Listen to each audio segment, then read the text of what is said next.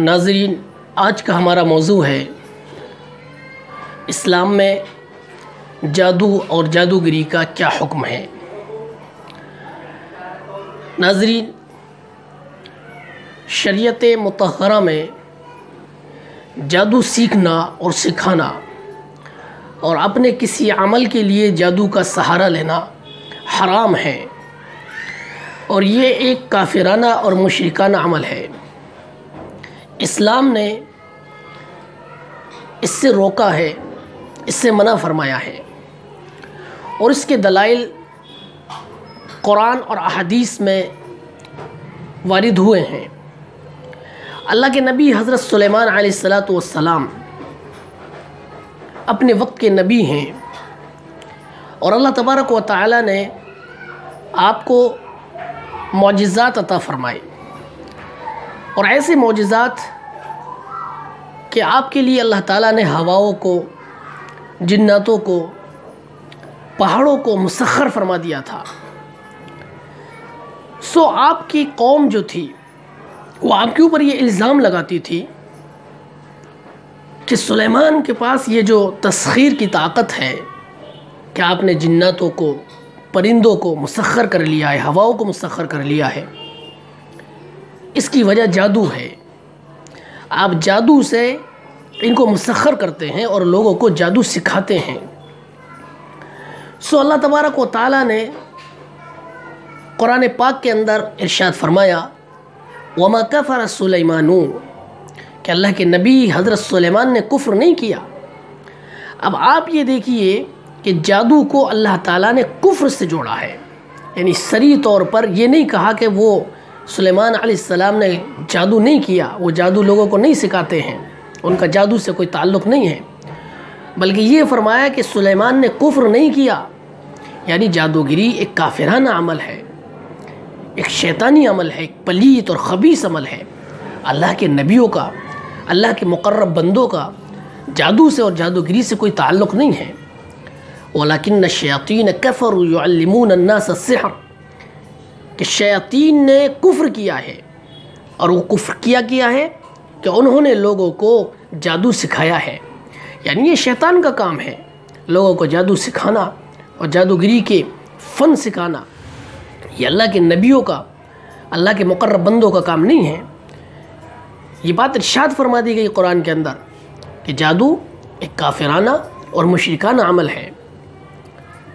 ناظرین، دوسری وجہ جو قرآن نے بیان فرمائی کہ لوگ جو جادو سیکھتے تھے اس کا مقصد تفریق ہوتا تھا، فتنہ فساد ہوتا تھا، لوگوں کے دلوں میں دراریں ڈالنا، لوگوں کے دلوں کے اندر نفرتیں پیدا کرنا، عداوتیں پیدا کرنا۔ فَيَتَعَلَّمُونَ مِنْهُمَا مَا يُفَرِّقُونَ بِهِ بَيْنَ الْمَرْءِ وَالزَّوْجِ، کہ لوگ جو جادوگری سیکھ رہے ہیں وہ اس کے ذریعے سے مرد اور عورت کے درمیان تفریق پیدا کرنا چاہتے ہیں، دونوں کے درمیان عداوتیں پیدا کرنا چاہتے ہیں، نفرتیں پیدا کرنا چاہتے ہیں۔ یہ ان کا سیکھنے کا ایک مقصد ہے،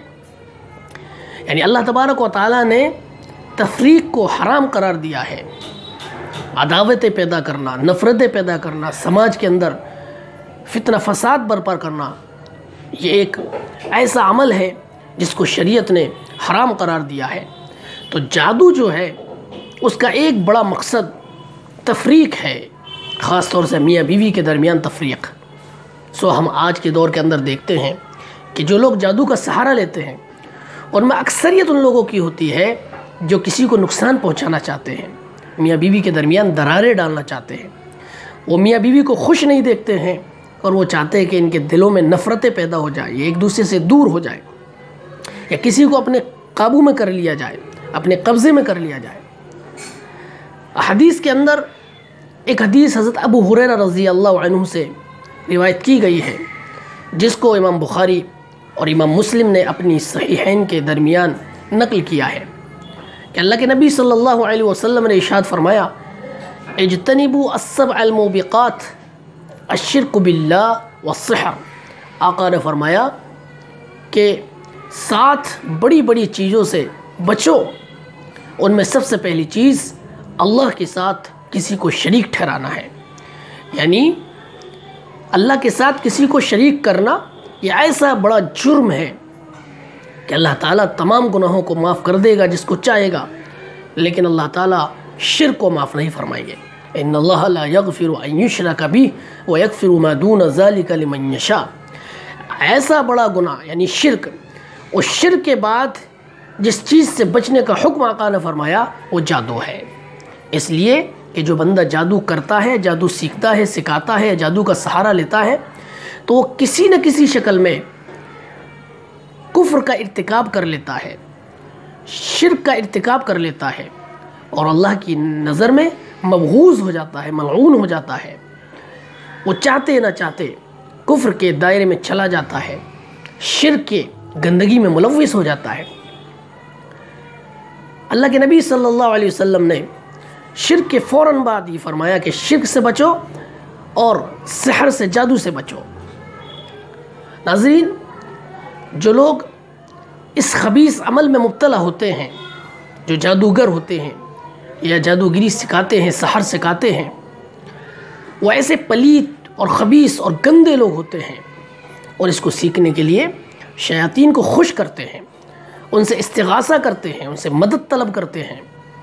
اور ان کو خوش کرنے کے لیے کافرانہ اور مشرکانہ اعمال کا ارتکاب کرتے ہیں، اس لیے کہ جب تک شیاطین کو خوش نہیں کیا جائے گا وہ ان کو کسی طریقے کا فائدہ بھی نہیں پہنچائیں گے۔ چنانچہ علماء نے لکھا ہے کہ جادوگر شیطان کو خوش کرنے کے لیے ایسے اعمال کرتے ہیں جن کا تصور نہیں کیا جا سکتا، گندگیوں میں ملوث رہتے ہیں، چلہ کاٹتے ہیں، گندگیوں کے اندر دفن ہو کر چلے کاٹتے ہیں،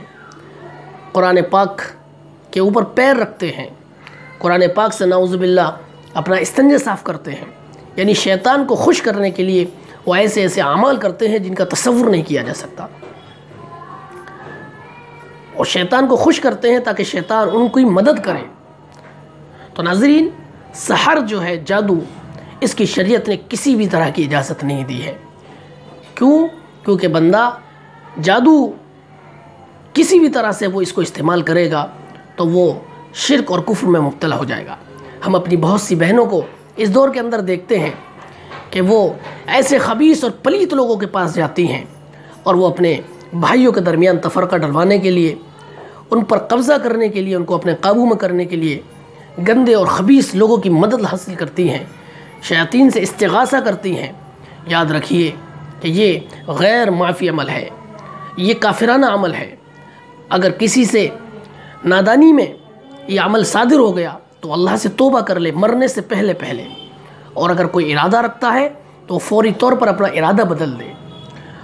کیونکہ ایک ایسا عمل ہے جس سے انسان کی آخرت خراب ہو جاتی ہے، اس کا ایمان اس کے ہاتھ سے چلا جاتا ہے، اور اللہ تبارک و تعالیٰ کی ناراضگی اس کے اوپر نازل ہوتی ہے۔ اس لیے ہم اپنی بہنوں سے، اپنی بیٹیوں سے درخواست کرتے ہیں کہ وہ قطعاً جادو کے پاس نہ جائیں، جادوگروں کے پاس نہ جائیں، اور ایسے خبیث اور پلیت لوگوں کے پاس نہ جائیں۔ بعض مواقع پر ہم نے دیکھا کہ بڑے دیندار گھروں کی خواتین بھی جادو کا سہارا لیتی ہیں اپنے کاموں کے لیے۔ یاد رکھیے کہ اللہ کے نبی صلی اللہ علیہ وسلم نے ہمیں ایسے کلمات عطا فرمائے ہیں، ایسی دعائیں عطا فرمائی ہیں، قرآن میں ایسی صورتیں نازل ہوئی ہیں جن کے ذریعے سے ہم بہت سے فائدے حاصل کر سکتے ہیں، اپنے بڑے بڑے مسائل حل کروا سکتے ہیں۔ لیکن ہمارے ایمان کی حالت یہ ہے کہ ہمیں شیاطین کے اعمال پر یقین ہے، خبیث اور پلیت لوگوں کے اعمال پر یقین ہے، لیکن ہمیں اللہ کے نبی صلی اللہ علیہ وسلم کے ارشادات پر یقین نہیں ہے، قرآن کی آیتوں پر اور قرآن کی صورتوں پر یقین نہیں ہے۔ اس لیے ہم درخواست کرتے ہیں